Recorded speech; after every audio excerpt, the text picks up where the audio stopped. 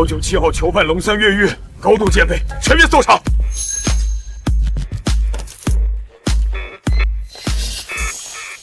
我龙三身为天才罪犯，怎么可能会被抓？只要我不想，就没人留得住我。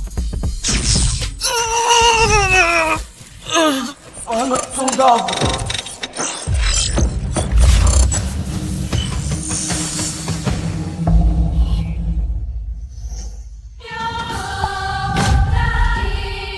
这是哪儿？我怎么变小了？我穿越了！小妹，你没事吧？我让你看着小妹，500个水的功夫，你就让小妹从滑梯上飞下来，万一小妹出事了，你对得起爸妈吗？我错了，大哥。小妹，快让二哥看看，他受伤了没有啊？有你这么看的吗？没事啊。杀人了！我去看看。大哥，我好歹是警校第一，也许能帮到你。我跟你一起去。我堂堂犯罪天才龙三，竟然穿成了6岁小女娃，还掉进了警察窝！老天保佑，千万保重，不能暴露身份。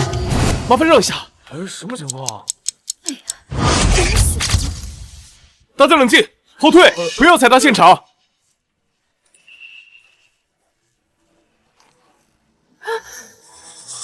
是不是冻死了？咱们别看，别吓到你。哎呦，这大风天！舌子磨损严重，鞋跟脱底，年龄在50岁左右，生活拮据，瞳孔扩散，眼下结膜点状出血。哎，这肯定给冻死了。大哥是冻死的吧？怎么就冻死了？谁的？怎么了？小邓，公园发现尸体，死者身上无明显外伤，死因不明。你带人来封锁现场，再通知江法医。是不是冻死的？如果是命案，按规定我们只有48小时破案时间。警长同志，我知道这老头，他白天会来这附近捡破烂。啊，一把年纪了，没儿没女，这么大冷天还得出来讨生计，怕是活活冻死的。哎呀，这太惨了！冻死的。对，不是冻死的，他是被捂死的。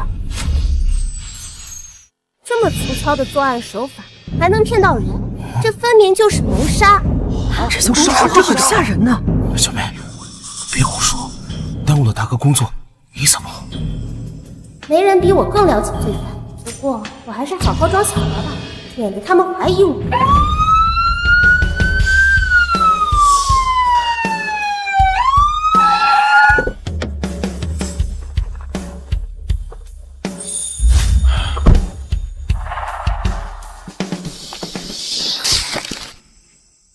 这边，赵队，你刚做完手术，怎么就亲自过来了？谁对年轻有为，局长又这么看好你？哎呀，我这把老骨头再不拼命，这局里哪还有我的位置？行了，你先带人去查查附近监控吧，这几个监控都要。查啥呀？我已经调查过死者身份，刘国栋52岁，靠捡废品为生，是个老好人，从不与人结怨。这明显看就是被冻死的，非要让大家白忙活呀？哪来的塑料袋？比我还能装？死因还没有确定，你怎么能这么武断？是你不会破案，出现场还要带个孩子，你当时闹着玩呢？赶紧把你家熊孩子带走！连案子都看不出来，熊的是你吧？哎，你个小屁孩，你懂什么？我好了，小妹啊，咱不给大哥添麻烦，咱们回家。士可杀不可辱，我有证据能证明这是谋杀。哟，你想知道啥呀？小妹还会查案？行，你说说。你要让个孩子在这胡说八道，警局不是托儿所。办案讲究的是证据，听一听，又不会有什么损失。人在冻死前，身体里的体温调节中枢和神经失调，反而会觉得燥热，有可能出现反常脱衣现象。再加上死前会肌肉松弛和产生幻觉，部分人会呈现微笑脸。死者2点都不符合，反倒是皮肤出现暗紫色尸斑，脸下结膜点状出血。这都是缺氧才会导致的体征，再加上他嘴上的轻微挫伤，他根本不是冻死的，很可能是被人按住口鼻，活活捂死。这小子说的再有对呀，我也觉得死因是这个，可小妹怎么知道？这老头没财没色的，谁会杀他？你还真把小孩的话当真呀？走，别胡闹了行吗？又不是柯南，捣什么乱啊？江法医，死者的死亡时间确定了吗？死亡时间在凌晨2点左右，初步判断是被捂住口鼻窒息而死。还真是命啊！你带人去查监控。小妹，你真厉害。不过你怎么会知道这些？哎呀，完了！上辈子我就是太能装了，才会天妒英才，这辈子怎么还是憋不住啊？家里有很多刑侦的书，我偷偷看的。哎呀，我的肚子好饿呀！二哥，我想吃烤鱼。烤鱼？你以前不是从来不吃烤鱼吗？我最近特别想吃鱼，可能要长脑子了吧？好，二哥这就回家给你烤。走。这丫头怎么突然变这么机灵？真是长大了。这道题应该就是选 C。二哥真是个憨憨，怪不得徐宝宝的数学只能考30分。唉。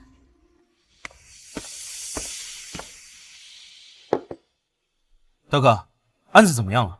我回来洗把脸。小妹，你最爱吃这家店的蛋糕，大哥给你带回来了。谢谢大哥。这么简单的案子居然还没有破，算了，我可不想再帮警察的忙。这案子过了黄金48小时，肯定更难破。难道这世界上又要多出一个 A 级通缉犯？什么 A 级通缉犯？本天才不过是 B 级，这人的作案手法这么低级，竟然排在我前头。只要把 A 级抓包，就是顶级。我先回局里了，吃完早点睡，注意安全啊！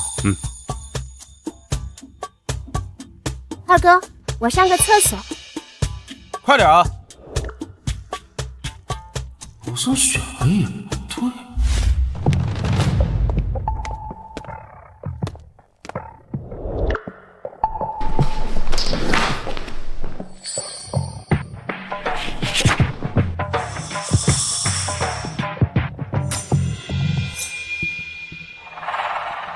死者死亡时间是凌晨2点，监控没有疑点，公园里人多混杂，现场不可能没有留下痕迹。抓到你了，小妹！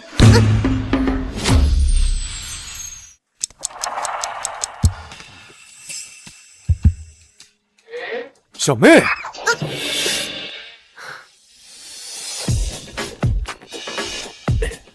你怎么在这里啊？小飞不是在辅导你作业吗？这些材料是局里所有人的心血，万一弄脏了、弄丢了，会影响破案的。你不能拿来玩，知道吗？哎呀，我没有玩，走，你怎么偷偷跑出来了？还好在你手表上装了定位，急死我了。大意了。小飞，赶紧带小妹回去。我不走，大哥，我找到了凶手留下的脚印。什么？你看。魏长春，走啊，高局要找我们开会。这熊孩子怎么在这儿？这是他该待的地方吗？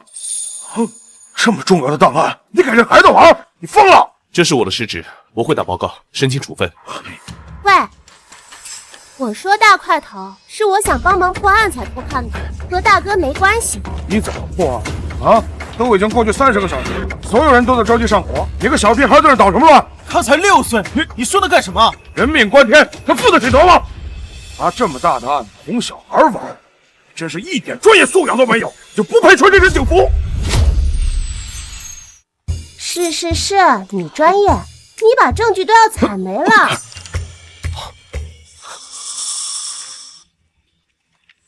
这就是凶手留下的脚印。公园人员混杂，现场有很多脚印，你是怎么判断的？哼，你还问孩子？行，你们慢慢玩过家家，我走。哼，这有什么难的？大哥不明白，我教你。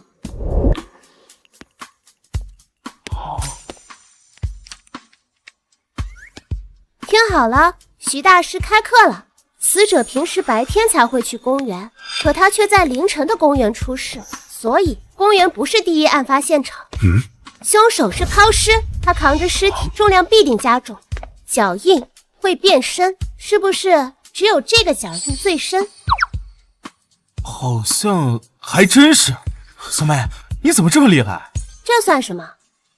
我还知道凶手身高170，年龄在40到45。对，这小燕的深浅就算你说对了，年龄还能瞎猜？你这是在胡闹！谁说我是猜的？从一个人的脚印大小、宽窄，套用公式，可以推算出他的身高、体重。这是足迹检验最基本的常识，你不会不知道吧？我当然知道，但你这根本就不是线索。那满大街1米7的中年人多了去了，难不成都是嫌疑人？如果凶手是跛脚，是不是很好找？好，二哥，帮我找一样东西。好。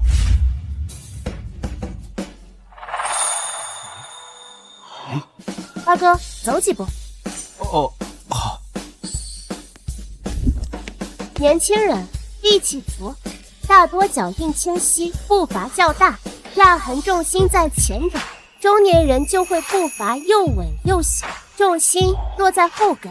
最重要的是，凶手左脚重心轻微偏向外倾，明显是个跛脚。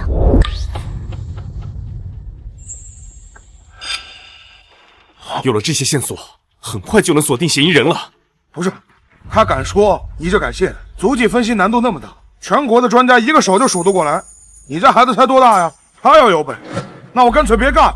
那我们就问问首席的足迹专家马老师，看看我们值不值得相信。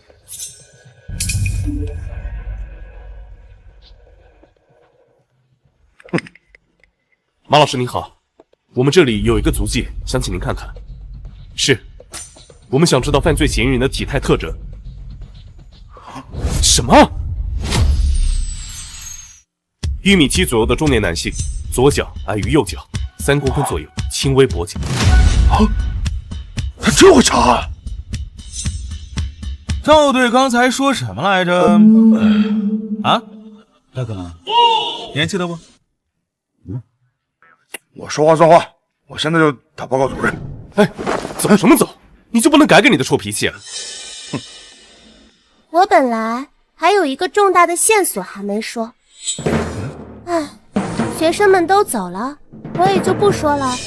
哎，什么线索？从足迹来看，凶手在搬运尸体的时候，脚步不慌不忙。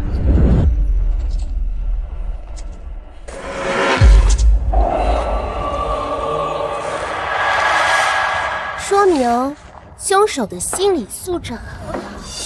第一次犯案的人很少这么冷静，就算要抛尸，也会下意识选择远离市区的偏僻地方，避免被人发现尸体。我怀疑凶手不是第一次作案。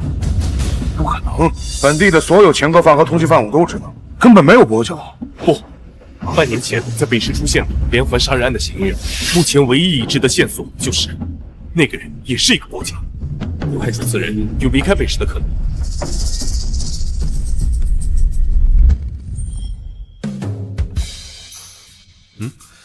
烤鱼来喽！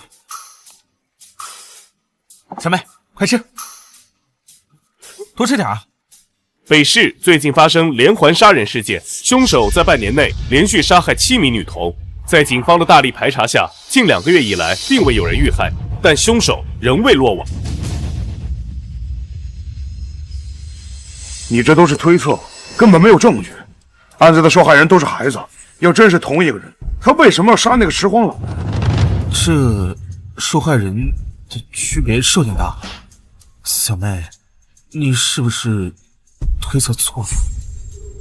如果我是凶手，为什么要杀他？为什么？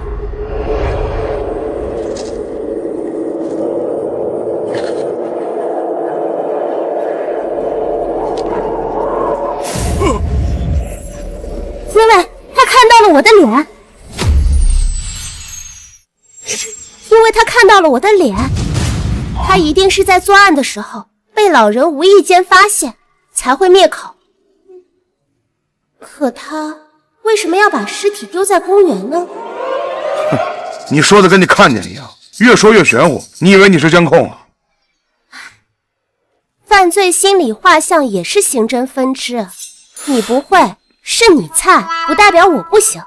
我看你是动画片看多了，脑子里边想的什么呀？说谁呢你？小妹帮我们找出犯罪人的足迹，帮了大忙，你有那本事吗？是，我承认他有点能耐，但是连环案就是胡说八道。行了，老赵，不管怎么说，我们现在已经有了嫌疑犯的体征，我们得安排搜捕了。小妹，你立了大功，但是连环案比命案的性质更恶劣，没有证据，大哥不能下定论。我是拿不出什么证据，全凭推测。可是，凶手在北市第2次犯案和第1次间隔2个月的时间，40天后第3次犯案，27天第4次。他作案的间隔越来越短，他忍不住的。大哥，我敢保证，他一定是在下手的时候被撞见了。你还说你没有撒谎？云城最近根本没有命案。再拖下去，真的要出案子了。行了，徐长春，管好你家熊孩子，别让他捣乱。徐队，赵，徐队，赵队，有孩子家长报案，说是小孩被尾随了，我们怀疑是北市连环杀人犯流窜到云城。什么？孩子怎么样？孩子没事，他当时在杨柳胡同，有个老人大喊了一声，把嫌疑人吓跑。大张想托我们找到那个老人，好好感谢对方。小妹，真棒！我就说我是不会错的。可为什么抛尸地在公园？那里有什么特别的？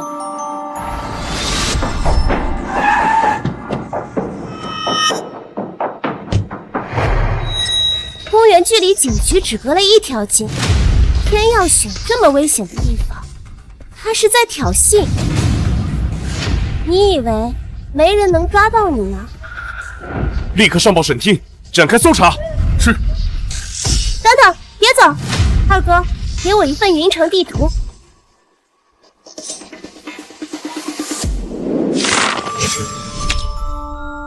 这都什么时候了，还让我们再看你画画？小妹画的一定跟案情有关，再看看。公园，杨柳胡同，他有命案在身，一定会选择身份排查不够严密的地方。这几处地方有很多外来务工人员，多次犯案却没被抓住，说明他心思缜密，反侦查意识很强。他不会在居住周边作案，一定会找缓冲区，用来切断自己和案件之间的联系，能与案发地和抛尸地形成缓冲的地方。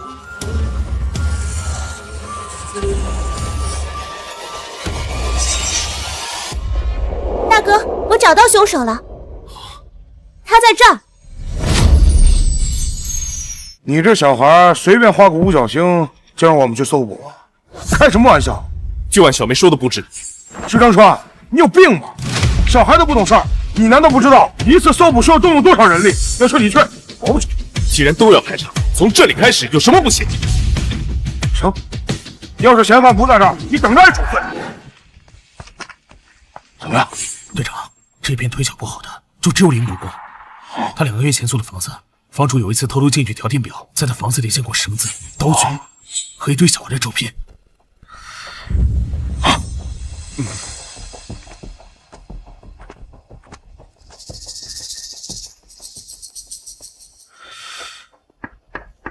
老林，老林，开门。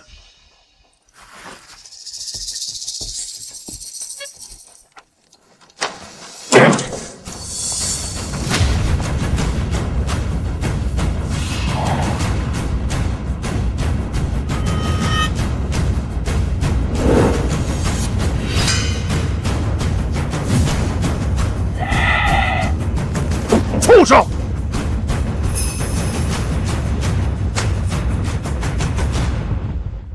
不好！嘿！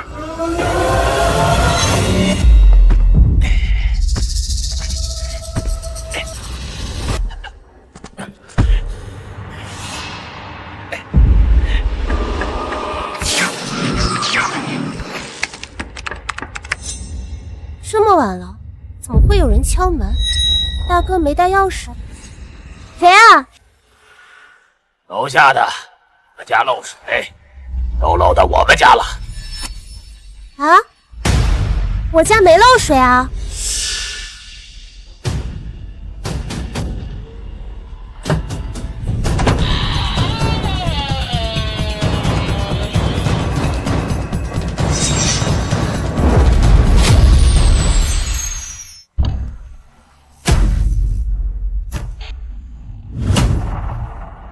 友，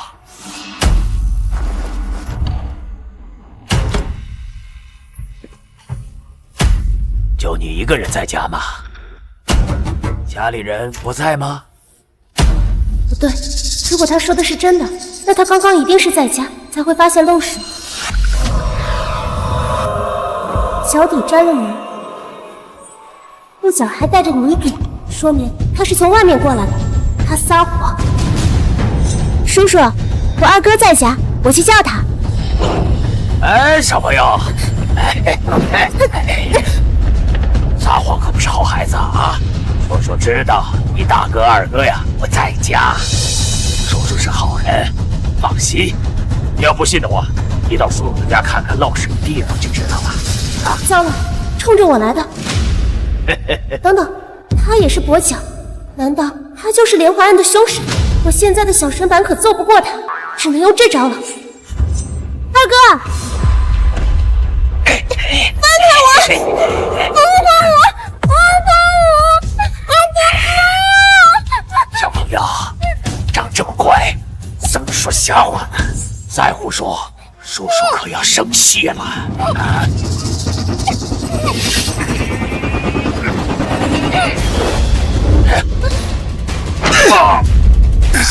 别动！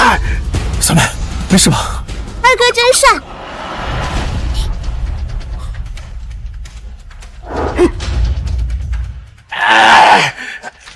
林国光，我们怀疑你与8起命案有关，这是你的逮捕令。林国光，42岁，原籍北市，做过修车工、水管工。昨天凌晨2点，你在哪儿？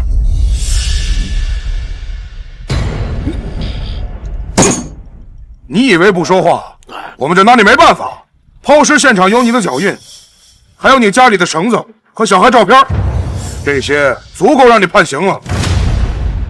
林国光，我告诉你，坦白从宽，抗拒从严。你今天如果好好认罪，法官在判刑的时候会酌情考虑。那什么，两位我饿了，给我弄点吃的吧，没劲儿了。是。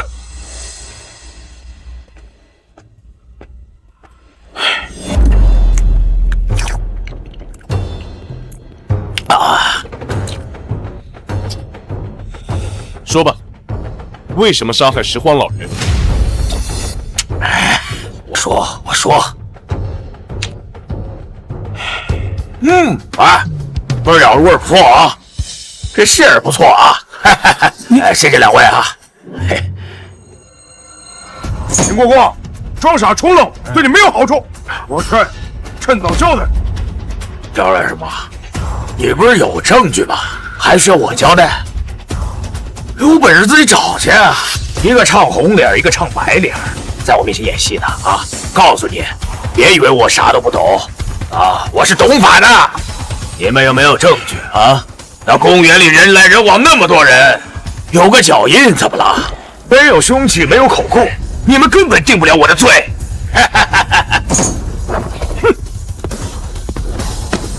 赵巡，浪费粮食啊！你们这样浪费粮食可不对啊！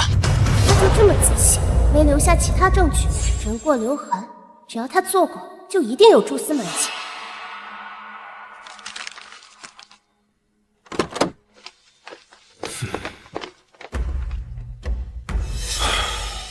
他知道自己一旦坦白，肯定就是死刑，根本不会开口，得另想办法。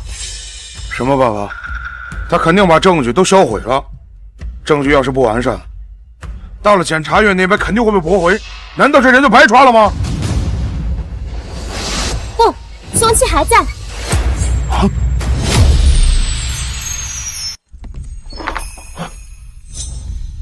高局，情况怎么样了？从发生命案开始不到30个小时，你们做的已经很好了。审不出来就继续审，实在不行就请省厅的审讯专家。头报，我找到证据了。走，高局重纪律，早间审讯室本来就不合规，你别惹他。这孩子是……我家小妹。哦，这小女孩上次见她还没有满月，眨眼间长这么大了。你们兄弟俩辛苦了，没事儿可以带她去我家小住。我老婆最喜欢小丫头了。不过警局是办案的地方，我不能再带孩子过来了。高局，这小孩他可不简单呐！嫌疑犯的脚印和活动范围都是他查出来的，现在他还说找到了凶器。胡闹！这案子涉及8条人命，怎么能让孩子掺和进来？高局，别看小妹只是个孩子，但她是有真才实学的，不如就听听她的想法。小妹，你……小徐，你是老刑警了，你怎么能在案子上犯糊涂？不管你家孩子说的是对是错，你都违反规定。你让我怎么打报告？6岁孩子破案吗？别说了，别说了，小飞，把孩子带走。等一下，小妹，你确定凶器真的还在？高局，我相信小妹，只要这个案子能破，我愿意承担一切责任。案件结束后，我申请复你溺爱孩子也要有个度，孩子说的什么你都信啊？伯伯，我有证据，不信你看这个瓶子。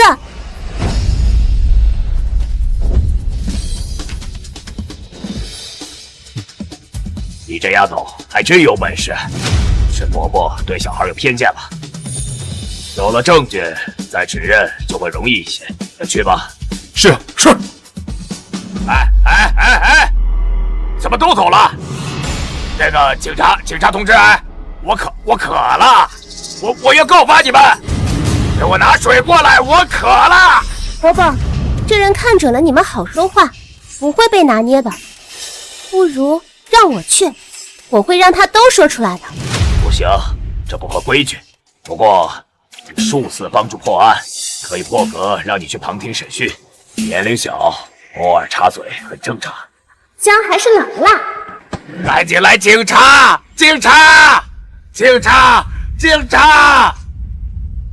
吵什么？啊！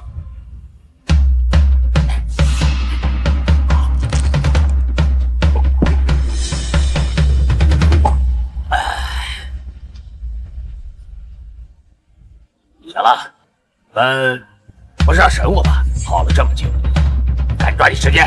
想问什么？想怎么审？开始吧！啊！你是不是觉得自己很聪明，没人能抓到你的小辫子？唉，其实你已经错漏百出，在现场留下了很多证据。你们干嘛呢？逗我玩呢？找个小孩过来啊！是，我确实喜欢小孩，但是你们不能拿一个小孩来撬开我的嘴啊！啊！你们太瞧不起人了，你们瞧不起我。撬开你的嘴巴很难吗？我只需要10分钟，就能让你亲口说出杀人的过程。哎呦，还10分钟？就凭你，我给你10年。那就看看谁输谁赢了。大哥，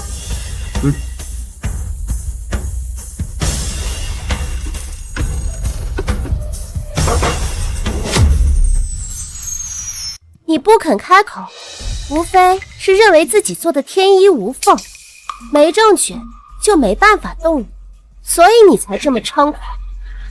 作案后将尸体丢到警局对面的公园，还找上了身为警察家属的我。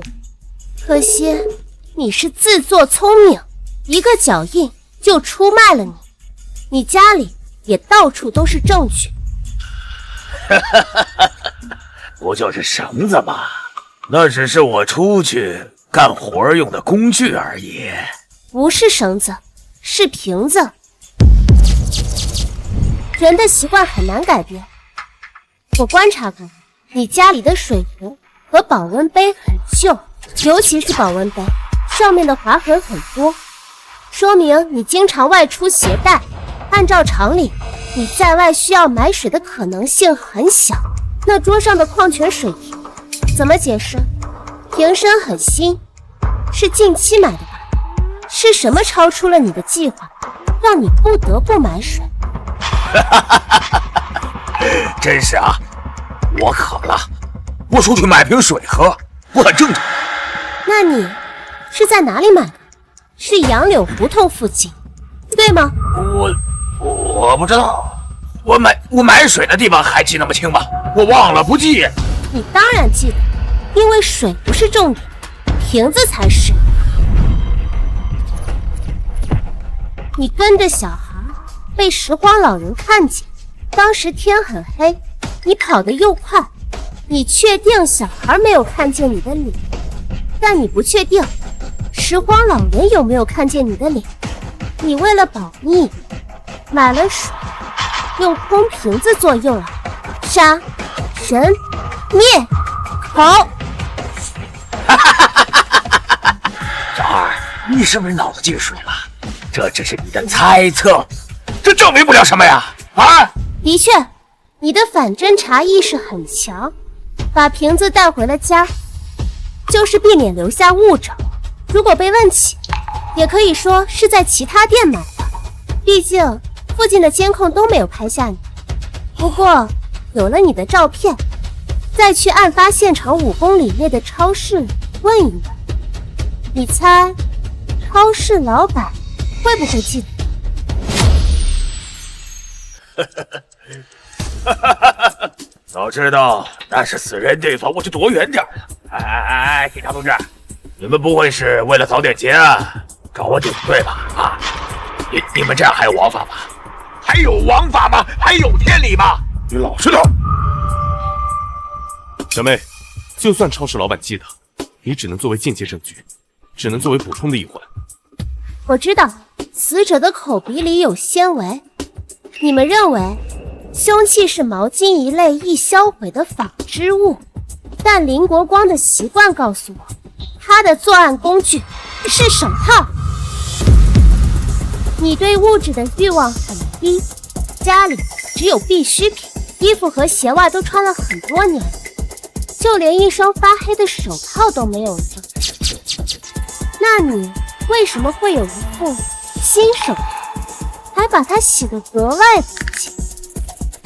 因为那上面沾了不该有的东西。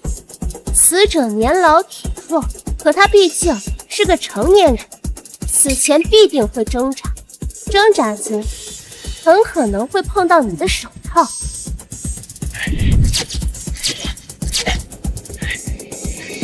水可以洗掉他的指纹，但棉布纤维里一定还有死者的皮屑，拿它去鉴定，就能成为最直接的证据。有了人证、物证，再确定凶器，加上屋子里的照片，就能证明你的作案动机，能形成一个完整的证据链。哪怕是零口，也足够给你定罪。你确定还要装下去吗？小东，把林国光手套送去鉴定，下局。林国光，我告诉你，你的负隅顽抗没有意义。我再问你最后一次，人是不是你杀的？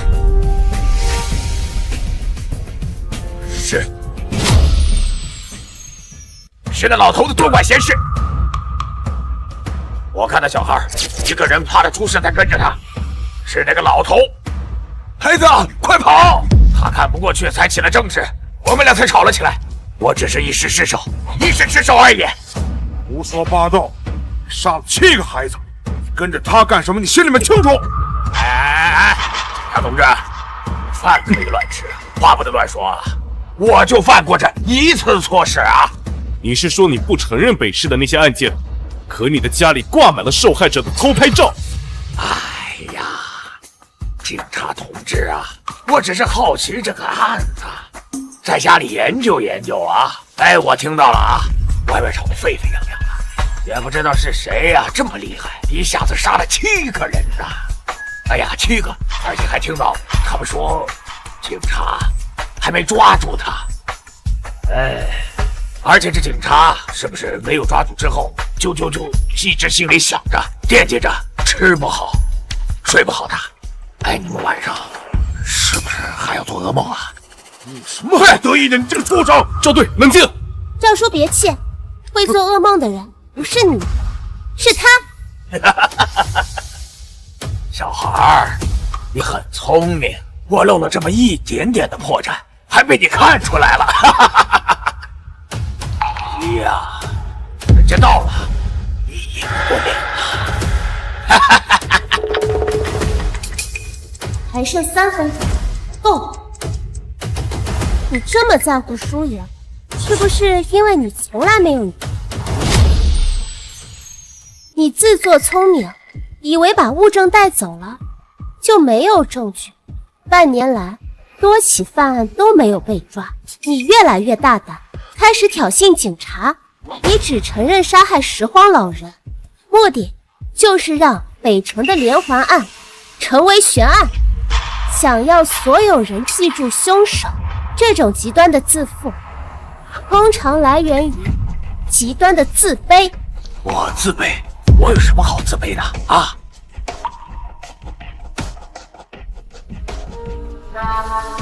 你出生在北市的农村，你爸爸是个酒鬼，还有暴力倾向，邻居都听见过你和你妈挨打的声音。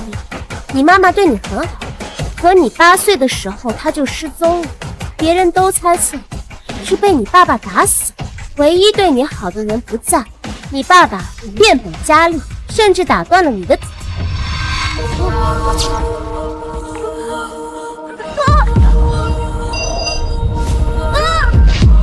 从那之后，本来全校第1的你，成绩一落千丈。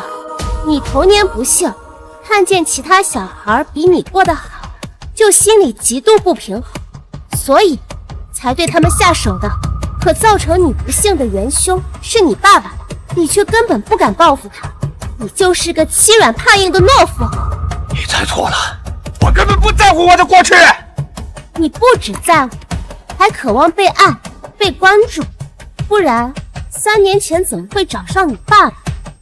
可惜啊，他压根儿不想要你这个儿子，把你毒打了一顿，赶走了。你还真是一个没人在意的可怜虫。闭嘴！别再说了，别再说了，我这是找他需要钱，我不需要亲情，我一个人活着就够了，我一个人就够了。是吗？那如果我告诉你，你妈妈还活着呢？不可能，你骗我！你骗我！当年因为技术落后，警方没有足够的线索来源，只能判定为失踪。在你被捕前，我们已经联系上了你的母亲。不对，是你们想套我话。我是不会上当的。你不相信，大哥可以让你亲眼看到你。如果你老实交代，我们会联系你的母亲。如果她同意，我们会申请安排你们见面。你说的是真的吗？你不是知道警察是不会骗人的吗？大哥答应你，就一定会做的。林国光，这是你最后的一次机会了。北市连环案是不是你干的？是我做的。我第一次杀害的是一个4岁的孩子，是因为那天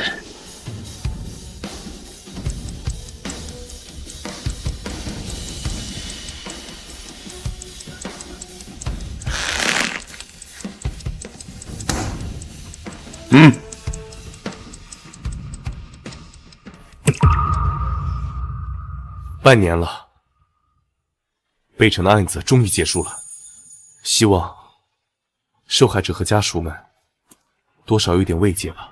你们做得很好，还有你这个大功臣，伯伯会给你申报，给你发奖金，钱不多，就算是一份奖励。啊，高姐，这不合适吧？哪能在报告里写一个6岁小孩破的案呢？你呀你！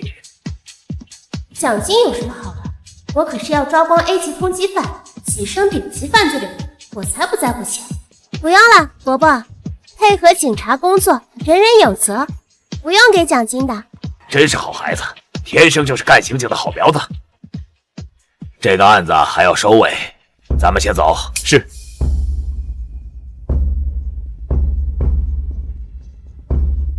等等，你们答应我的事还没办，怎么能走？我要见我妈，给我见她！你放心，比起你，我更希望你见到你妈妈。什么意思啊？你母亲住在南城，就算她同意，你现在也见不到她。不过，我可以当着你的面给她打个电话。也可以，也可以。喂，谁呀？你好，这里是云城刑警队，请问你是林国光的母亲郑秀文吗？我不是。那请问你认识林国光吗？他犯事儿了吧？那孩子小时候跟他爸一样，生气了就砸东西还打我，真的很害怕。那个警察同志，我儿子不知道这是我得挂了。别挂，妈，别挂呀！不对，她不是我爸，她不是我爸，你们骗我！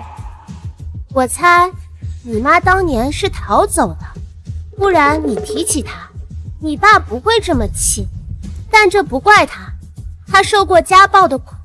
当他发现他的儿子也想做一个施暴者，他必须逃。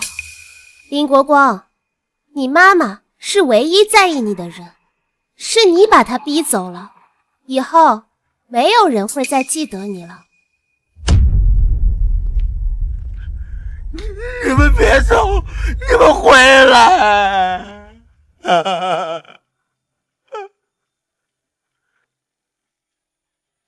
爸妈，小美长大了，也懂事了，现在学会了破案，还帮我们抓到了连环凶手。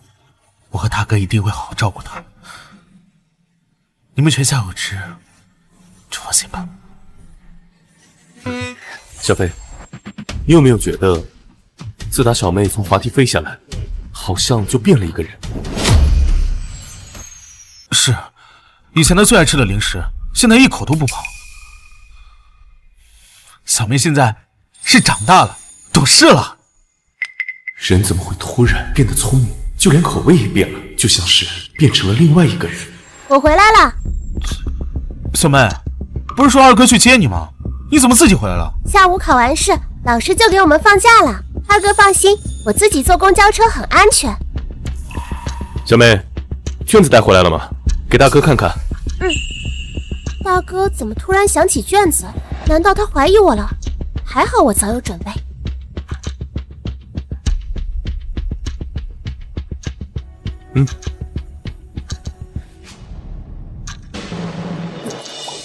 32分，比上次还多了2分。小妹，真棒！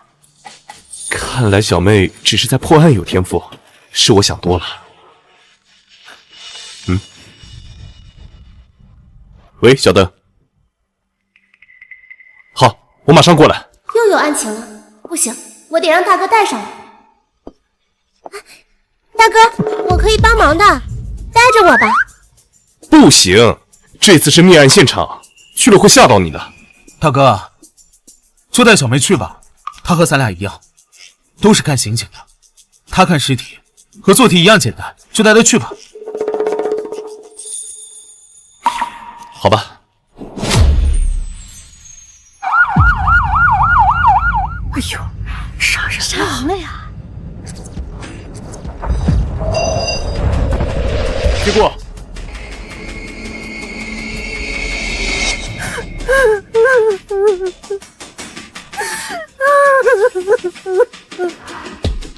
徐队，死者身份确认了，刘苗，21岁，大学生，今天刚请假回家，被凶手用家里电视线勒死，死亡时间12点半左右。1点20分，死者的妈妈张丽英买菜回来时报的案。死者的父母说，家里的现金和首饰都丢了，被怀疑是凶手在偷窃过程中被死者发现，激情杀人。他们有钱就拿，为什么要杀人呢？我的儿子啊！警察同志，求求你们，一定要找到凶手，不然我的儿子怎么安心的？哎呀，真是的，这小偷真坏呀！这小偷可真坏呀！不，这是熟人作案，而且凶手是一个你们很信任的人。这是谁家的小孩？我儿子出了事，你还带着孩子来看热闹，你要脸吗？你误会，这是我家小妹。你说说，为什么会是熟人作案？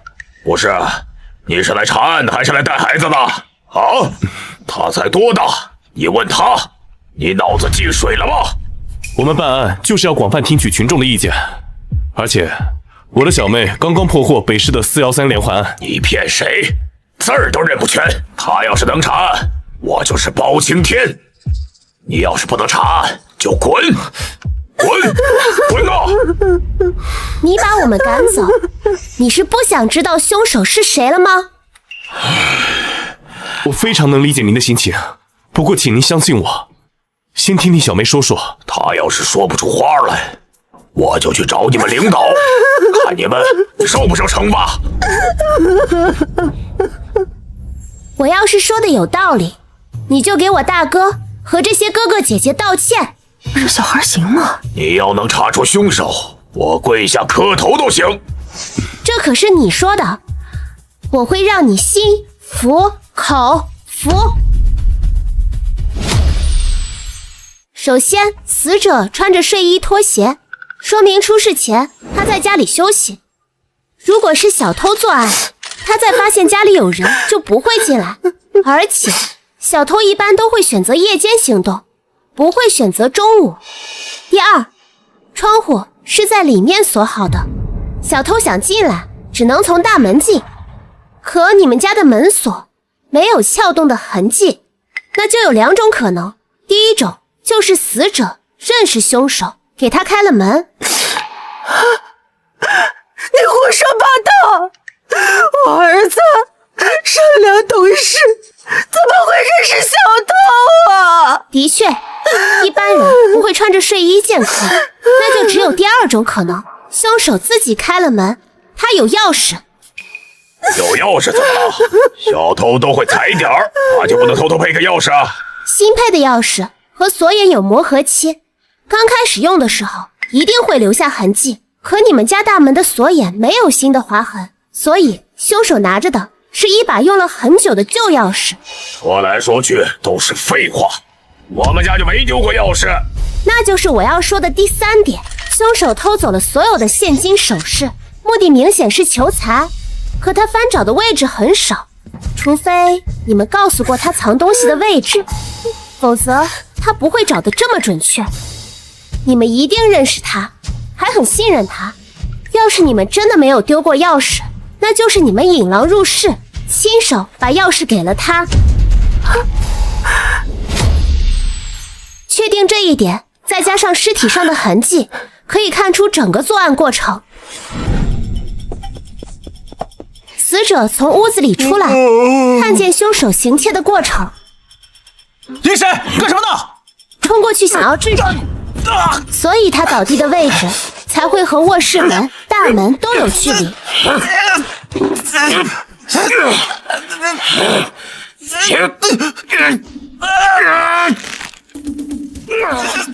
凶手是慌乱之下激情杀人，他只想要钱，没有准备凶器，只好临时扯掉你们家的音箱线作案。家里没有第二个陌生人的痕迹，可以确定凶手是单人作案。这是啥好人家，把钥匙给别人？看看出事了吧？保不准啊，给小三儿了。这不能吧？这老刘两口子看着平常挺恩爱的呀，看着不像那样的人呐。知人知面不知心。是啊，老刘和那20多岁的秘书，谁知道怎么回事呢？胡说八道！我不可能把我们家钥匙给外人。死者个子高又正年轻，凶手想要一个人勒死他，以女性的体力是很难做的，就算是男人，身体素质也要很好。所以凶手是一个你们熟识的身强体壮的男人。哎，老刘媳妇儿出轨了？这不能吧？这看不出来啊！哎，你这臭丫头，你存心伤坏我名声啊！我没有，明明是他们乱猜。你给我闭嘴！我儿子刚走，你这丫头在这儿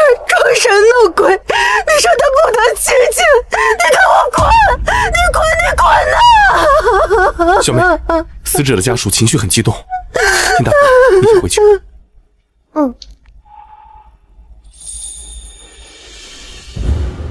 我说的都是真的，为什么他们就是不信？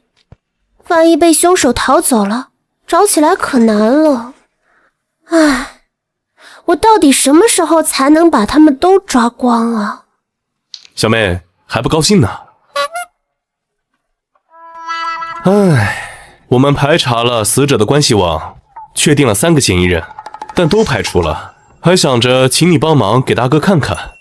既然你心情不好，那我就不打扰你了。大哥，二哥刚才给我做了好吃的，我可开心了。真的？那你帮大哥分析分析。死者的父亲刘旭东生意做得不小，他们夫妻俩经常接济亲戚朋友。我们圈定的第1个嫌疑人就是刘旭东的堂弟刘强，他最近沉迷彩票和赌博，欠了不少债。不过案发时他不在本地。第2个嫌疑人是谢宇松，他是张丽英闺蜜的老公，最近找刘家人借钱还贷款。这是谭楠，他是刘家夫妻的老同学，女儿患有基因病，案发时正在医院。大哥，你的调查方向错了，这3个人不是凶手。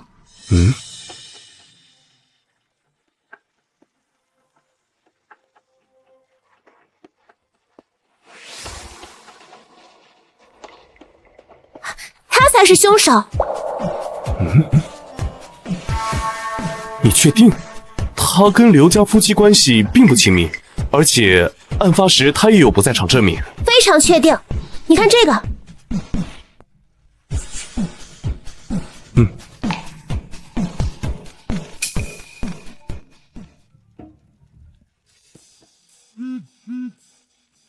小东，嫌疑人确定了，你先带人去盯着他。谢谢小妹，那我就先回局里了。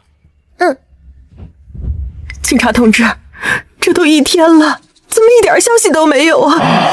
我儿子还等着下葬，找不到凶手，他怎么入土为安呢？我知道你们很难受，但是我们有规定，不能够透露，而且这案子也不归我管。死的是我儿子，凭什么不告诉我？你就是查不到，你算什么警察？你先别激动。你可算来了，死者家属都找上门来了。是你，我儿子的案情不能让他管啊！你来查。我们是有纪律的，这种事不可能因为家属的意愿改变。什么不能更改？一个带小孩进入案发现场的人，怎么配当警察？怎么给我儿子讨回公道？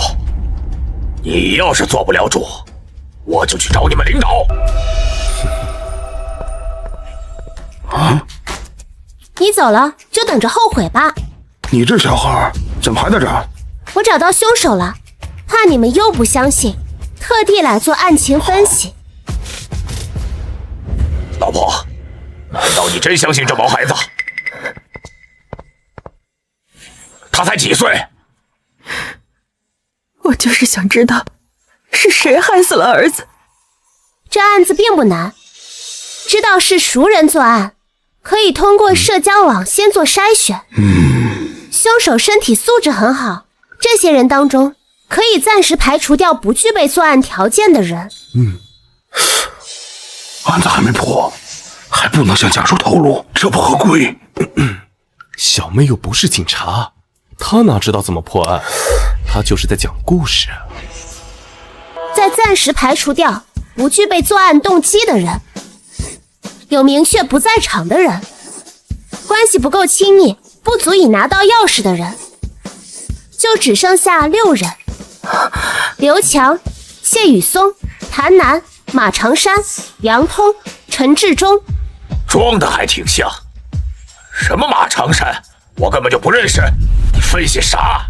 他是你妻子的熟人，那就算是你们家庭的社交网。怎么可能？我老婆的亲戚朋友没有我不认识的。是吗？你们感情这么好，你妻子怎么会找马长山做情夫呢？你说什么？你血口喷人！我们结婚20年，我从来没有对不起我老公。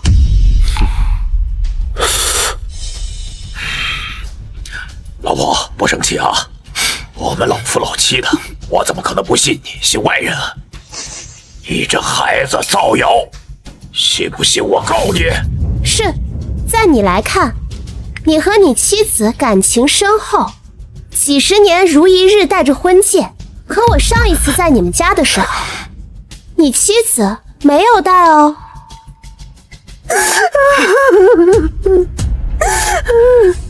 胡说八道！那天我刚买菜回来，想着要做饭，就把戒指摘了。你就凭这一点说我出轨？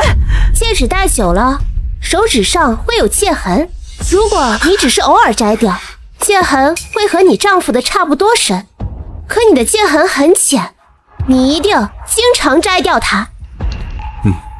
一个人要做什么才会觉得婚戒碍事？那就是去见情人。你还没完没了了是吧？哼，老婆，摘下来看看，让他闭嘴。我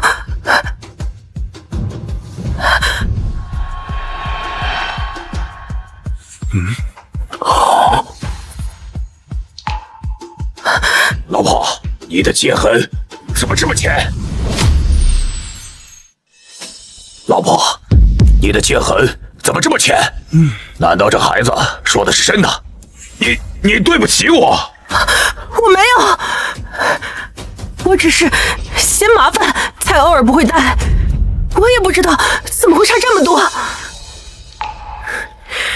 难道你不相信我？我怎么会不信你呢？小妹，每个人因为体质不同，这种情况也是有可能出现的。看吧，警察都这么说，我真的没有。所以说你还有其他证据能证明他出轨？我当然有证据。你平时是不化妆的人，全家出去玩也不会打扮，可你随身都会携带化妆包，化妆品也消耗很大。不上班又不爱化妆的人会在什么场合精心打扮？还特意摘下婚戒，只有见情人的时候。而且你和情人的接触非常频繁，甚至为了方便约会还把钥匙给了他。我说的对吗？你怎么不说话？马长山是谁？老公，他是隔壁社区的，我和他碰过几次面，说过几句话。老公，我跟他清清白白的。就算是你不相信我，可苗苗是我的亲生儿子，难道我会害死他吗？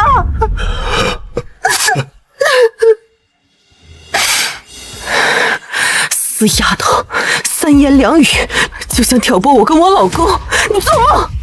看来你是不见黄河不死心了。如果你和马长山没有关系，你怎么会给他买这么贵的东西？七宝莉皮包、普拉拉格子衫、阿巴尼西装，这些东西都没有出现在你丈夫的衣柜里，却在马长山身上出现。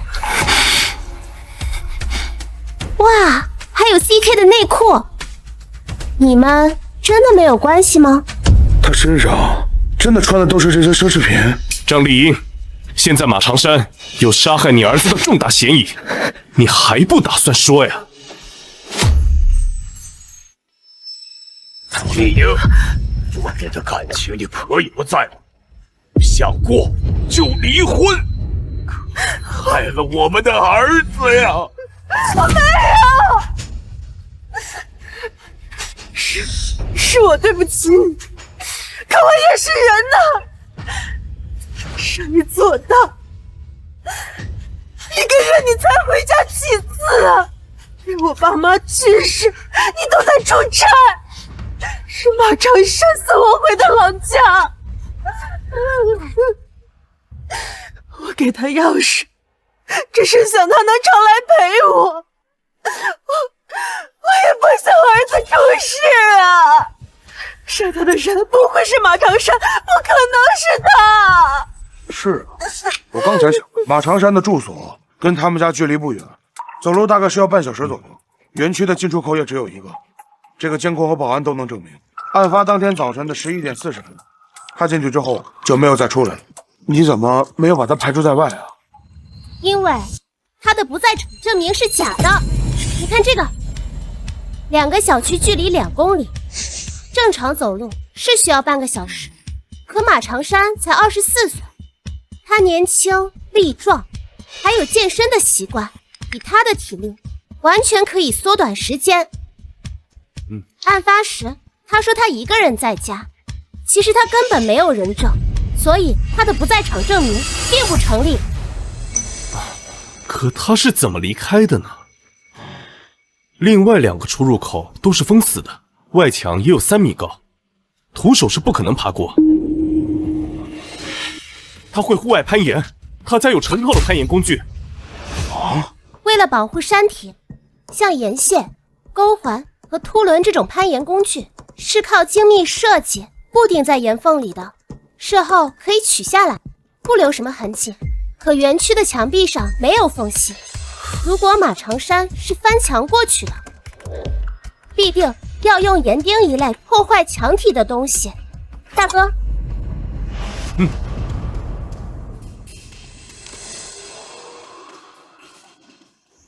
小邓，你现在就去马长山小区的外墙看一看。什么？你确定是岩钉？你现在马上抓人，我马上过来。他说他们小区物业的人抱怨过，他们的外墙最近被钉了几个很大的钉子。赵队，后面就辛苦你了。哎，去。老公，对不起，我也没有想到真的会害了儿子。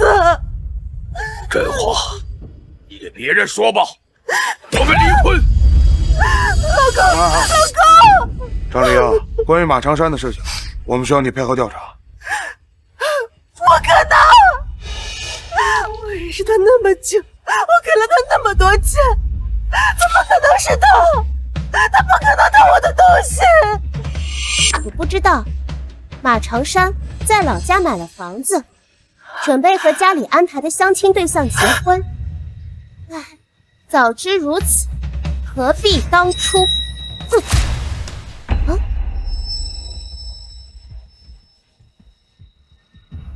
等等，凶手不止一个人。高局，马长山都已经交代了，包括作案时间和作案过程。案发不过24小时，你们就逮捕了嫌疑人，你们做得很好。这次多亏了我家小妹的帮忙，是她发现了死者母亲和嫌疑人之间的关系，案子才会这么顺利。你呀你，不过要不是那女孩跑过来给死者家属上课，咱们还真不好办。她是又帮了我们大忙。这样，我把报告先给沈平发过去，再给你妹妹申请一个荣誉证书。谢谢高局。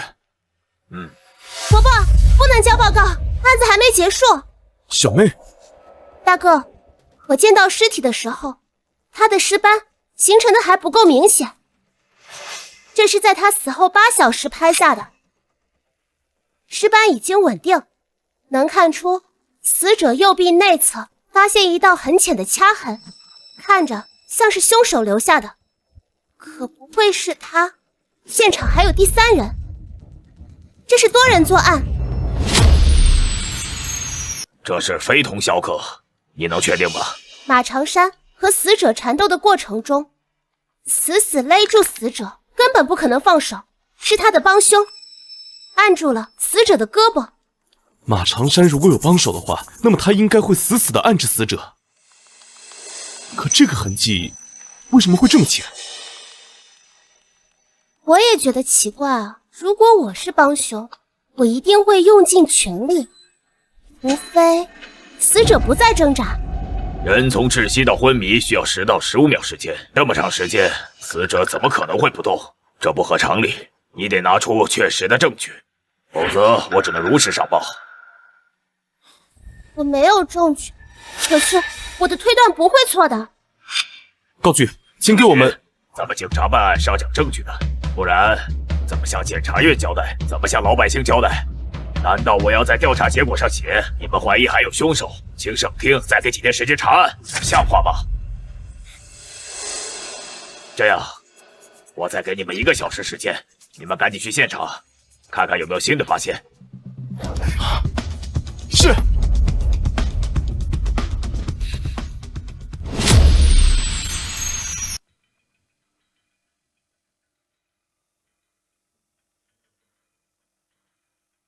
小梅，现场似乎真的没有第2嫌疑人的痕迹啊。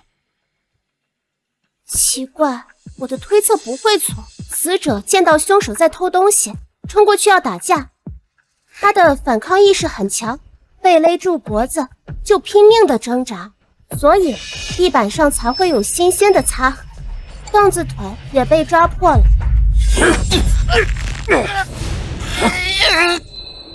是啊。可说来奇怪，第2嫌疑人面对死者，死者很容易就能碰到他，可死者的指甲里面只有木屑，没有 DNA， 难道他根本没有反抗？不，排除掉所有错误的选项，剩下的选项就算再不合常理，也是真相。死者看到了帮凶，就放弃了抵抗，就算有2个人，他也不该这么绝望。当时到底发生了什么？他到底看到了什么？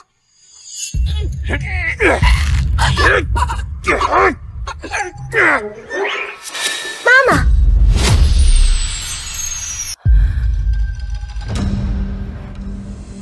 你们怎么又来了？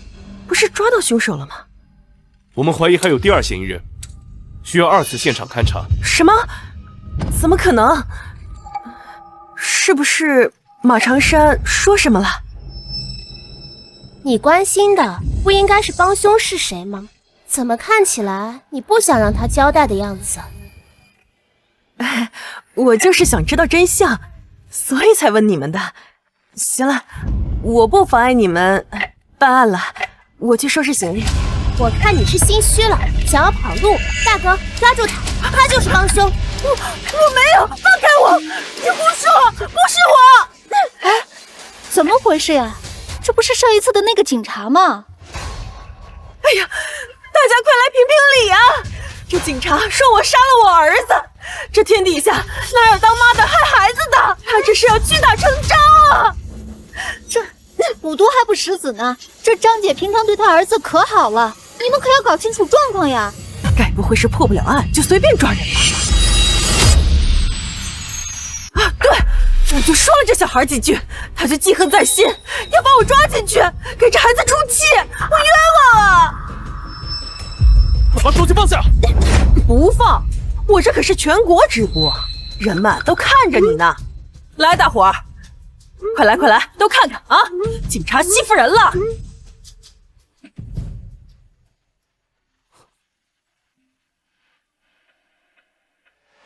喂，高局，不用多说了，我看到直播了，你们找到证据了吗？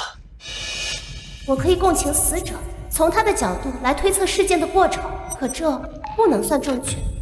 还没有。那你们就立刻回来，这是命令。我。你以为利用别人的同情心就能为自己脱罪？天真，心理学可是我的主场。你想引导舆论，那我就让你在众目睽睽之下亲口说出你的罪行。猜得好！你杀了你亲生儿子，就该让所有人看清楚你的脸。你血口喷人！你们敢污蔑，我要告你们！污蔑？那我问你，你每天中午都要打，下午3、4点左右才会去买菜。案发当天，你和牌友吵架，所以提前回家。可为什么买菜的时间也提前了？那又怎么样啊？你们难得回来，他饿了，我买菜做饭还犯法吗？可你那天买的是芹菜，你丈夫说过，死者从不吃芹菜。12点10分，你出发去菜场，刘苗也在那个时间遇害，可你根本不是1点钟回到家才发现他的尸体，而是你杀害他之后，故意借用时间差来伪造不在场证明。可惜你杀人后心不在焉，甚至忘了死者不吃青菜，随便买了点东西，反倒成了你最大的漏洞。我没有。你们警察办案不是要讲证据吗？你们有证据，早把我带走了。你就是在造谣。是呀，张姐平常对她儿子可好了，封口白牙，你们可不能乱抓人呐。哎呀，这种人就不配当警察，网友们都来举报他呀。张丽英，你以为大哥放了你，你就能回到以前的好日子吗？你背叛自己的丈夫，出了轨。你们离婚后20几年没上过班的你，连生活都是问题，你只能变回从前那个从乡下来到城里打工的纺织厂小妹。出轨？不是的，我就是一时糊涂。死丫头，你懂什么？和我老公就是感情不和，你别乱说话。不，刘旭都很爱你，反倒是你的前夫年轻帅气，你以为他爱你，其实他爱的是你的钱。你现在连钱都没有了，你说还有男人会心疼你吗？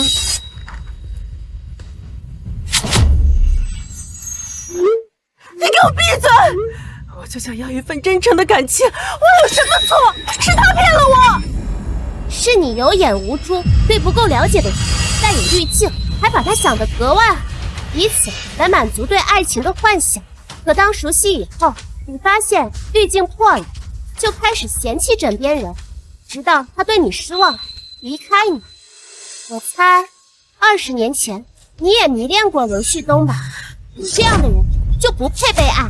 我没有，你闭嘴啊！爱不是男女才有的，亲情也是爱。如果刘苗还活着，就算你离婚，他还是会照顾你这个妈妈，因为他是世界上最心疼你的人。对了，你知道他为什么突然间请假回家吗？刘苗最近几个月勤工俭学，攒钱买了条项链，那天是你生日，他特地回来，应该是想给妈妈一个惊喜吧。不可能，他粗心大意的，从来没有给我买过生日礼物。你说谎！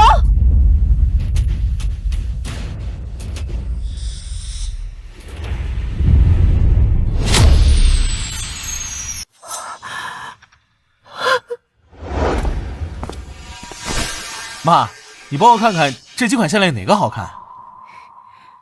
哎呀，都好看。哎呀，妈，我要给我一个非常重要的人一个惊喜，好好看看呗。就这个。好嘞。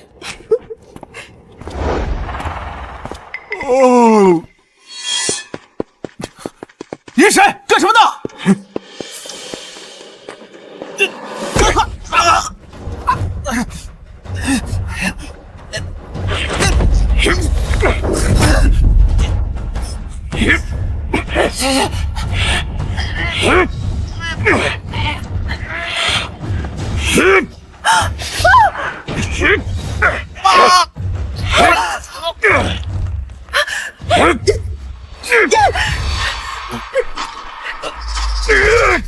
程山，使劲啊！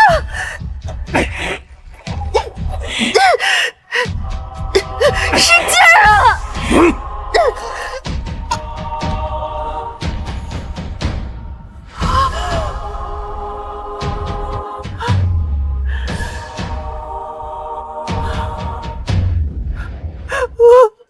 我不是故意的，我只是怕他告诉他爸。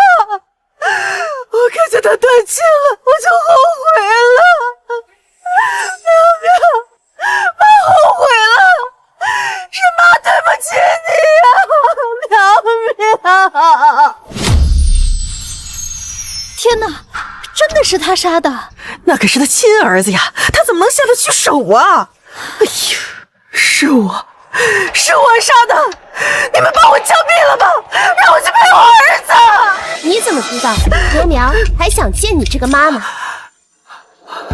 不会的，我儿子不会不要我的，不会的，不会的。这些话不会的，留着跟法官说。不会的。张丽英，你因涉嫌杀害刘苗，被依法逮捕。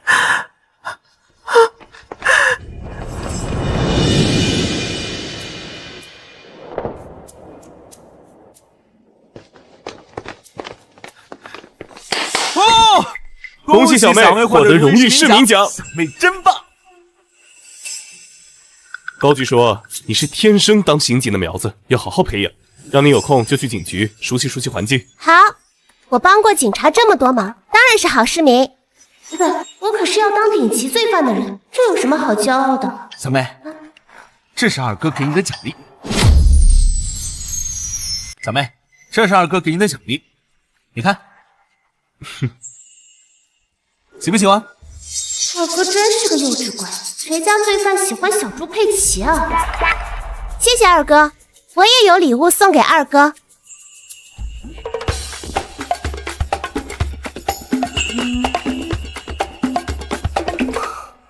小妹长大了，都知道给二哥买东西了。不过，为什么是二哈呀？好了，快去洗手吃饭吧。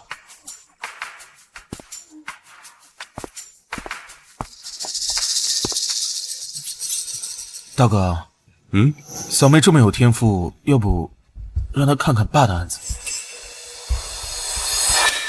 不行。为什么呀？当年爸追抢劫犯失足落水，爸当了20年的刑警，怎么可能会犯这种低级错误？爸的死肯定和陈野有关系，陈野被定了抢劫罪，是被判了6年。我知道你放不下，可当时的调查结果很清楚，抢劫犯没有作案时间，爸的死和他没关系。哥，你也是老刑警了，这话你信吗？这话你信吗？就算和陈野没有关系，那肯定也和他同伙有关。这些年我一直暗中调查，我也怀疑他有同伙，可这群人连警察都不怕，万一他们对你动手，我该怎么和爸妈交代？爸死了，明天陈野就出狱，以后他还是能吃好喝好，可我不甘心。大哥，当年这个案子你没有查出来，不如就让小妹试试看。这件事以后不准再提，不许让小妹知道。还有，你关心她出狱做什么？我警告你，你将来是要加入警察队伍的，别给自己惹麻烦。知道了。原来徐家老爹的案子有疑点，大哥二哥这么照顾我，不如帮帮他们。大哥二哥，我想查爸爸的案子。不行，我怀疑对方有同伙，对方心思缜密，万一他们对你们下手，我有你们保护我，怎么会出事？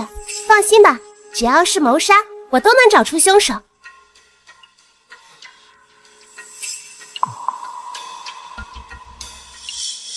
好，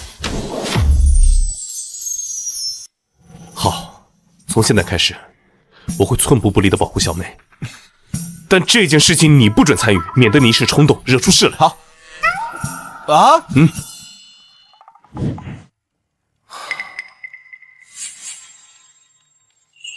小妹，你看，6年前，陈野在街上抢了一个女孩的包，爸当时路过附近，听到声音就追了过去。站住！站住！警察！监控显示，他从公园的正门跑进去，很快就从后门逃出来。爸爸追了进去，隔天才有人发现他溺死在湖里。尸检报告显示，爸爸是生前入水，他是刑警，陈野想要制服他，要花不少力气。从监控来看，陈野的确没有作案时间，所以我才怀疑他有同伙。就算不是他亲自动手，也有人可以帮忙行凶。可是现场没有别的痕迹，只从一块河边的石头上提取到了爸的脚印，所以这才判定为失足落水。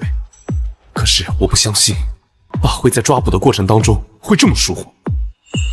的确太巧了，一定有什么东西是我没有注意到的。大哥，我找到了，陈野确实有同伙。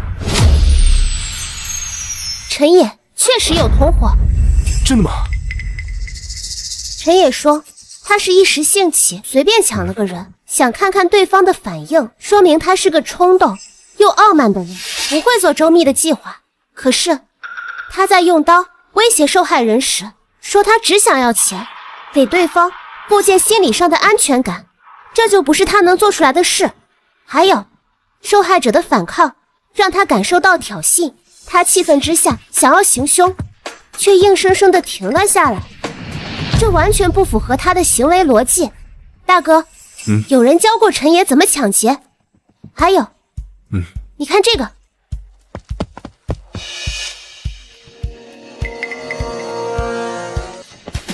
第一，他被爸爸追，原本还很紧张，跑到这里就突然间放松了，好像不再怕被抓。第二，现场被处理得这么干净，他又没有作案时间，结合以上几点，可以确定有人在公园等着接应他，杀了爸爸的人就是他。太好了，有了这些线索，我们就可以申请重新立案调查。我现在就去局里。哎，你们这么打算带我？我发誓，这次行动不管查到什么，我绝不会单独行动，一切听从二位领导安排。退下，不要挡路。孙直，不过，我刚才在门口捡到一封信。好了好了，二哥，和大哥回来再看，你在家里乖乖的哦。等等，这封匿名信上说有真凶的线索，也不知道是真的是假的，先查一查，再告诉他。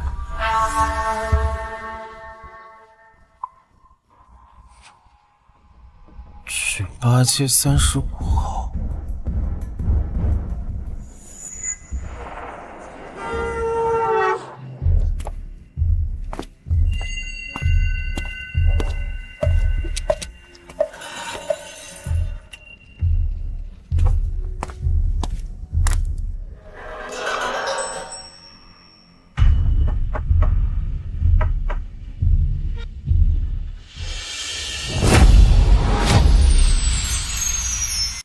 小伙子，你找谁啊？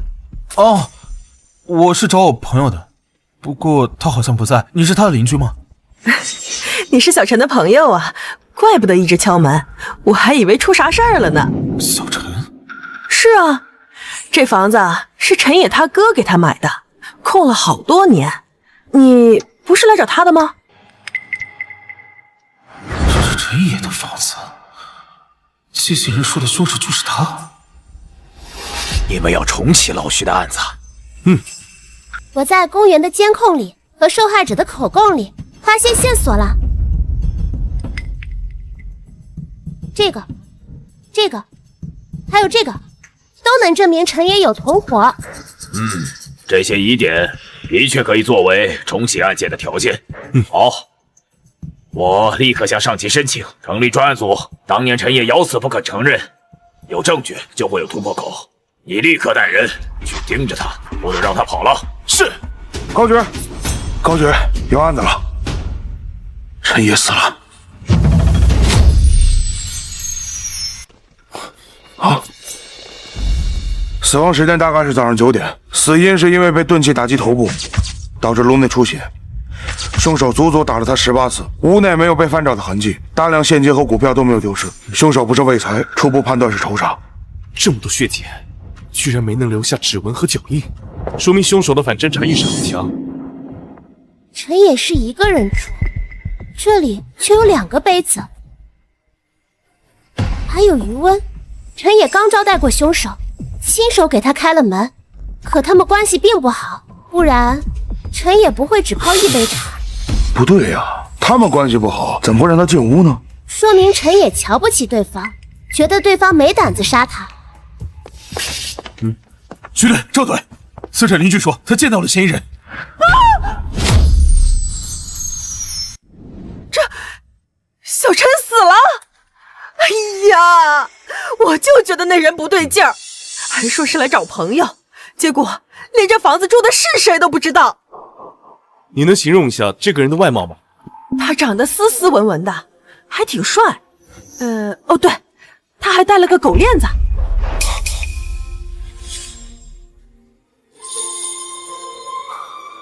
怎么没长大了？不知道给二哥买东西了？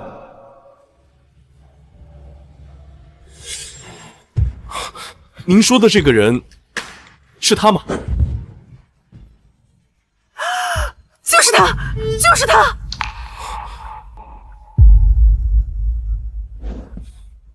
你好，请到这边做一下笔录。您好，您拨打的电话已关机。大哥，二哥不可能是凶手，他不会做这种事。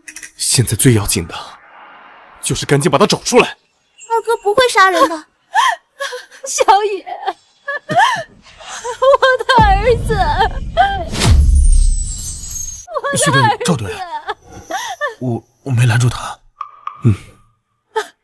陈江，那是你弟弟啊，小野。妈，你冷静点，警方还在调查，我们不能添乱。我怎么冷静？我儿子死了呀！他被打成那个样子，该有多疼啊！都是你们，你们一定要他死吗？你们就是杀人犯！你废我儿子的命！给我住手！高局，你是他们领导，是吧？他弟弟杀了我儿子，你们怎么还不把他抓起来？伯伯，现场没有留下直接的证据指向二哥，他不是凶手。妈，徐队、高局，我妈是心急才这样说的。我相信警方一定会抓到凶手，给阿野一个公道。他不是那个小杂种又是谁？6年前他见到我儿子就要动手，像他这样的暴躁狂就该死！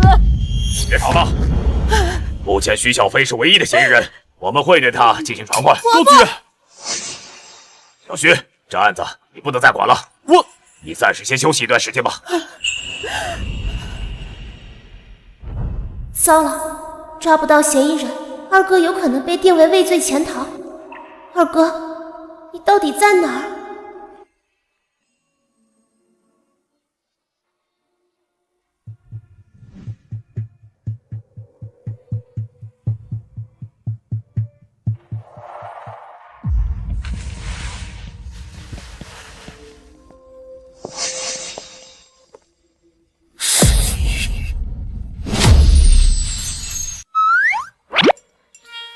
这么晚，大哥肯定睡了，我得赶紧去案发现场找线索。你要去哪儿？大哥，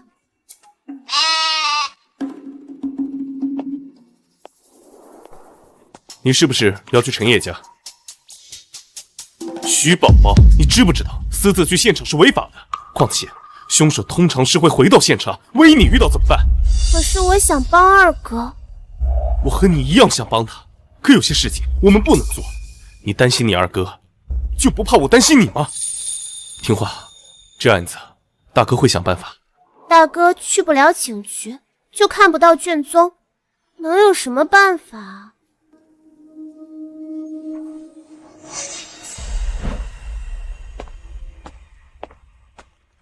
赵队，你怎么来了？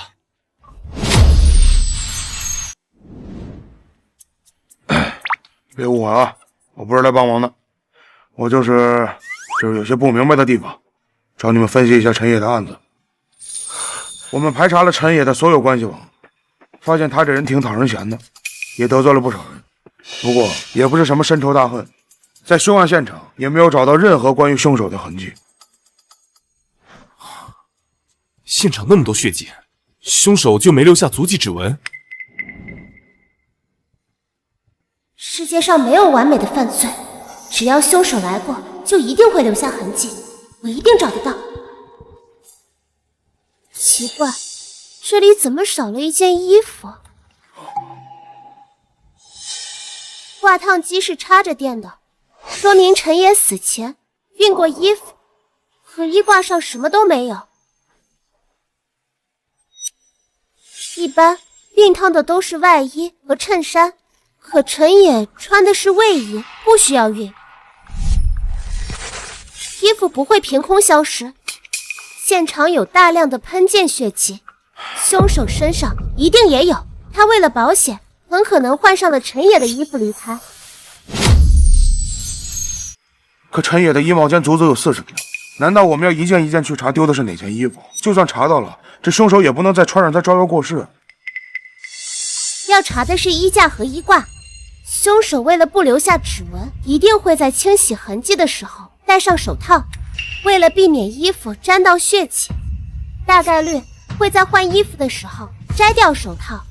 一般犯罪者都会在最后一刻松懈，也许他会在这2点留下指纹。我现在就问问江法医。喂，老江，你在案发现场有提取到那枚指纹吗？对，衣挂上了。行，那你比对一下那枚指纹，我等你消息。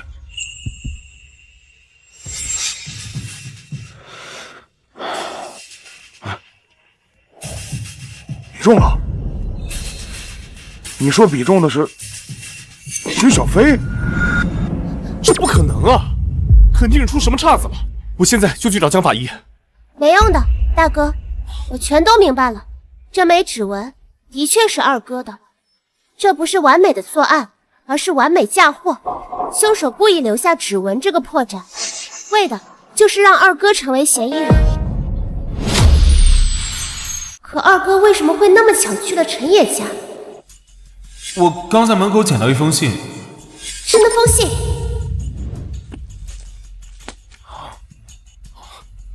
果然，大哥，凶手的目标不止陈野，还有二哥。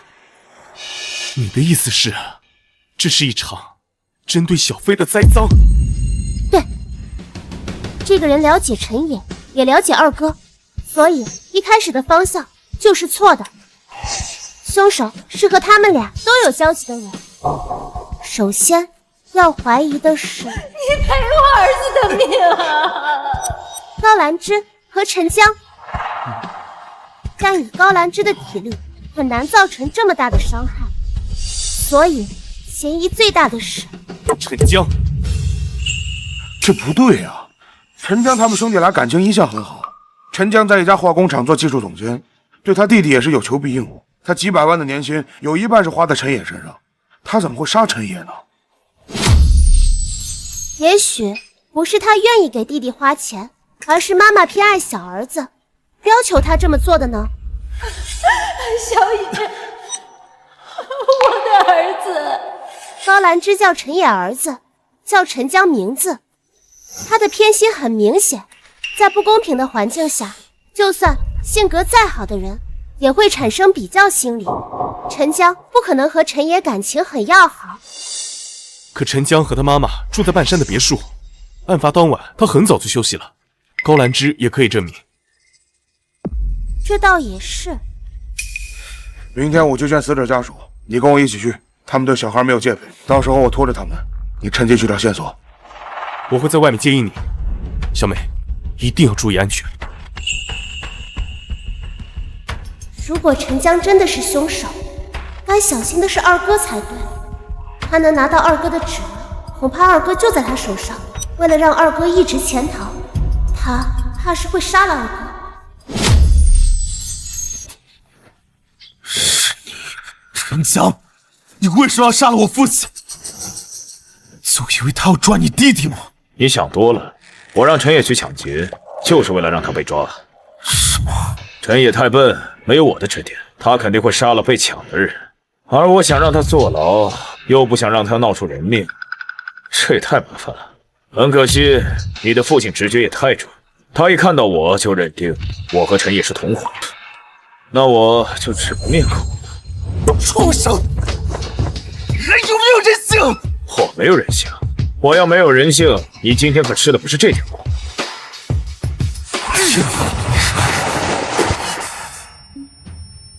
干了什么？打晕你的时候动了点手脚，学了这么多年化学，现在讲给你也是半话你也听不懂。疼不了多久，很快我亲自送你上路。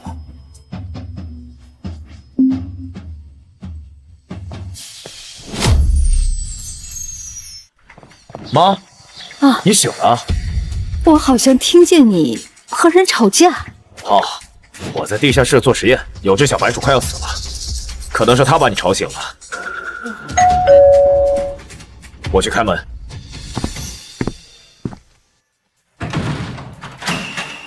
陈江，关于陈野的案子，我们有些问题要问你。又是你个丧门星，我们家不欢迎你，你给我滚！妈，我们有义务配合警方工作。再说了，你不想查到凶手，让阿爷走得安心吗？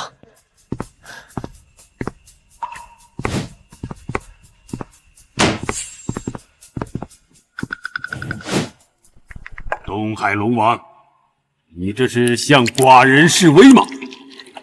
你弟弟最近会得罪什么人吗？阿爷脾气不太好，也没什么朋友，就连我和我妈的话都不听。要说得罪人，没那么严重。看来你很关心你弟弟啊，为什么没有想着叫他搬来一起住？他睡得晚，起得晚，嫌我和我妈唠叨，高中就开始自己住了。要是他没搬出去，就不会出事，都怪我，不该惯着他。我的推断没错，陈江真的有问题。哎呀，我的肚子好疼啊！叔叔，我可不可以用一下洗手间啊？好。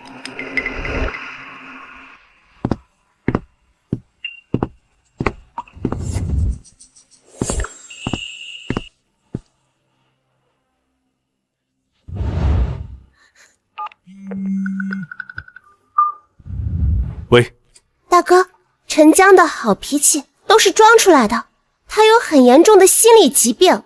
你怎么知道？而且家里只有陈野和高兰芝的合照，没有和陈江的。他在这个家里一直都是那个不重要的，他不可能没有怨恨，他早就有了心理问题。高兰芝说他的爱好很多，尤其喜欢做标本，用的动物的尸体，为了还原生前神态，会安装义眼，再摆出展翅、进食这种生动的动作。可陈江用的是真眼睛，动物肢体呈现挣扎状，他是在动物活着的时候残忍地把它们做成了标本。他一个学化学的，对毫不相关的心理学感兴趣，看的还是精神分析法，这种书需要大量掌握心理学知识才能读懂，而且自我分析书籍，陈江对自己的问题一清二楚，有成为清醒罪犯的条件。但凭这些，只能说明他有作案动机，没有办法解释他的不在场证明。是啊，要有证据才能抓到他，问出二哥在哪儿。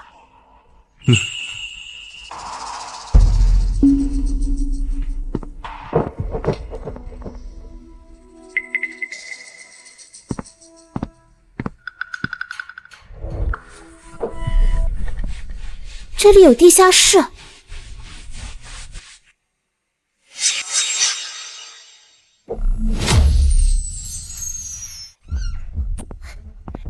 锁上了。你在找什么？洗手间在外面，这里是我做实验的地方，最好不要靠近。知道了，叔叔。地下室连接防护的位置，陈江在这里做实验吗？刚才的声音为什么？声音？哦，我明白了，陈江根本没有不在场的证据。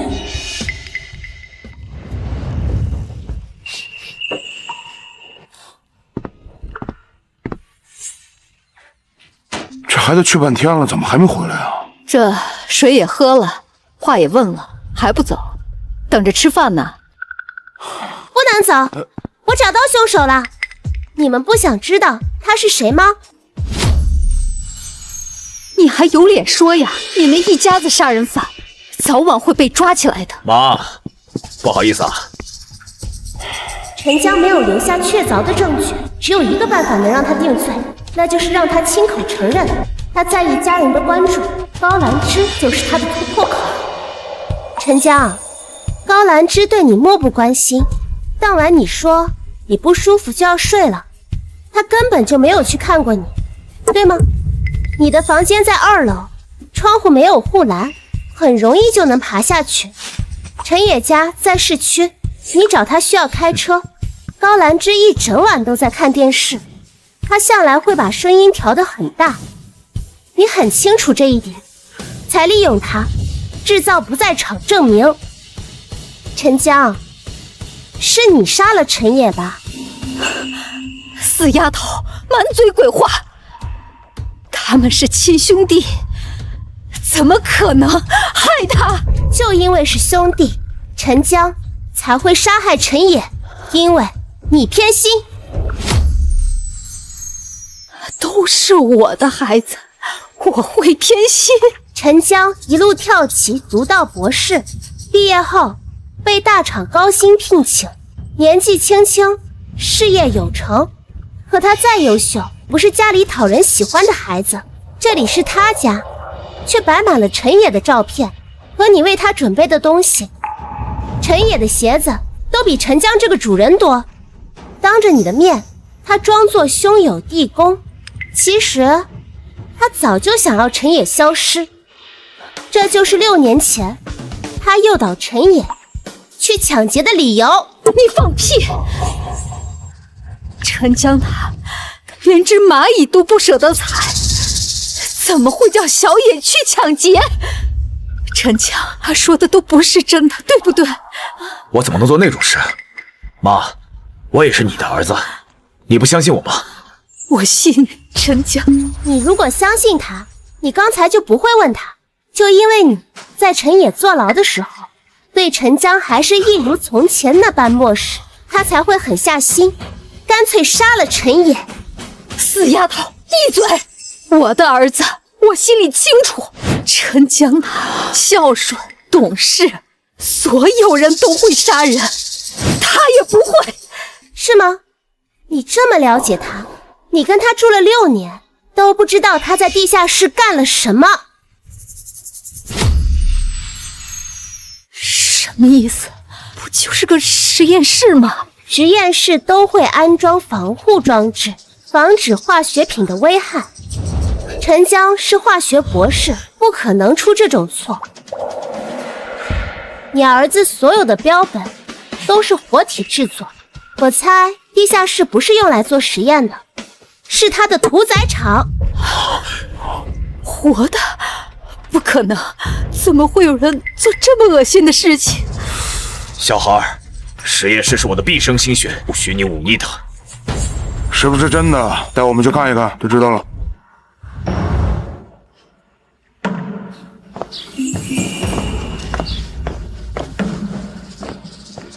你们也看到了，这里就是实验室。石丫头，这怎么回事？陈江的癖好见不得光，他一定会准备一个专门处理标本的地方。干什么？我的推测不会错，就算你处理的再好，留下的痕迹也不会消失。只要用调制出的卢米诺试剂，就算屋子里的血迹被清洗过了，用了它也能纤毫毕现。这是好事儿，能彻底洗脱你的嫌疑，急什么？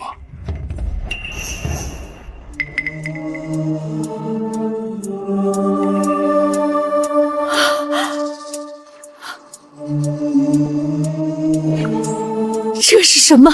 卢米诺与血液中的铁发生反应就会发光。陈江，你的实验室里怎么这么多血？我平时做实验会用到小白鼠，有血迹也很正常。正常？这里到处都是喷溅型血迹，怎么可能是几只小白鼠能留下的？你到底杀了多少活物？原来真的是你！小野告诉我，他的猫被你弄死，我还不信是你干的。是我又怎么样？畜生！我是人，我怎么生你这么个怪物？怪物？我是怪物？那也是你养的。我跳级读博，你没有夸过我一句。陈野呢？说你气色好，你就说他贴心。我赚钱养家，你认为我理所应当？陈野坐牢，天天念叨他受苦。凭什么？啊，我也是你儿子。可你是哥哥，不就该让着弟弟吗？我让着弟弟，那要是没有弟弟，那我还让吗？早知道6年前我就该杀了陈野，就不该让他去抢劫银行。妈，他的死你也有份儿。我没有，是你疯了！我没有疯。陈江，6年前我爸爸的死是不是你干的？你杀害陈野，为了脱罪，又嫁祸给我二哥，是又怎样？承认就好。陈江，你涉嫌杀害徐鹏、陈野，现在正式将你逮捕。等等，我二哥呢？是不是被抓了？他在哪儿？他不就在这儿吗？这些血都是他的。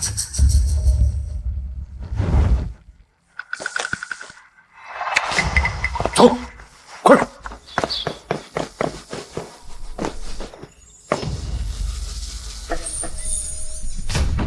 二哥，小飞，小飞，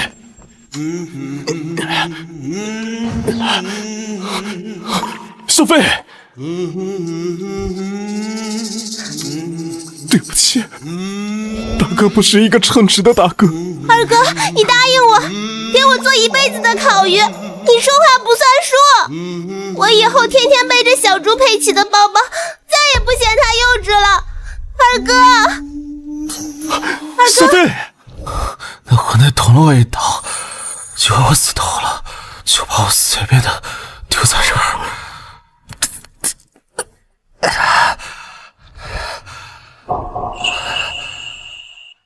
帮我挡住了，